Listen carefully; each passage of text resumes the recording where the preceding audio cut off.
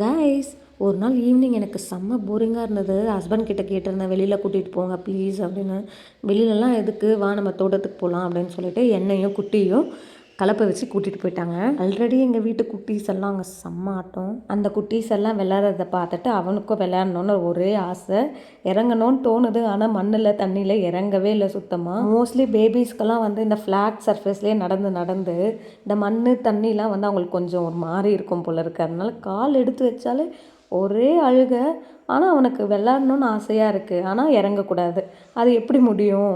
அதனால் அவங்க அப்பாவை ரொம்ப ஃபோர்ஸ் பண்ணி அவனை வந்து மண்ணுலேயும் தண்ணிலையும் இறக்கி விட்டார் கொஞ்ச நேரம். அந்த டைமு அவனோட ஃபேஸ் பார்க்கணுமே, அப்பப்பா ஏதோ எங்கேயோ அவனை இறக்கி தள்ளி விட்ட மாதிரி இல்லை அவனோட ஃபீலு. எனக்குமே வந்து மைண்டை ரொம்ப ரெஃப்ரெஷ் ஆச்சு அந்த பச்சை பசேல்னு வயல்வெளி அதெல்லாம் பார்க்கும்போது. உங்களுக்கு இந்த வீடியோலாம் பிடிச்சிருந்ததுன்னா லைக், ஷேர் அண்ட் சப்ஸ்கிரைப் பண்ணிக்கோங்க. நிறைய பேர் சப்ஸ்கிரைப் பண்ணாமல் பார்க்குறீங்க. Please subscribe and share.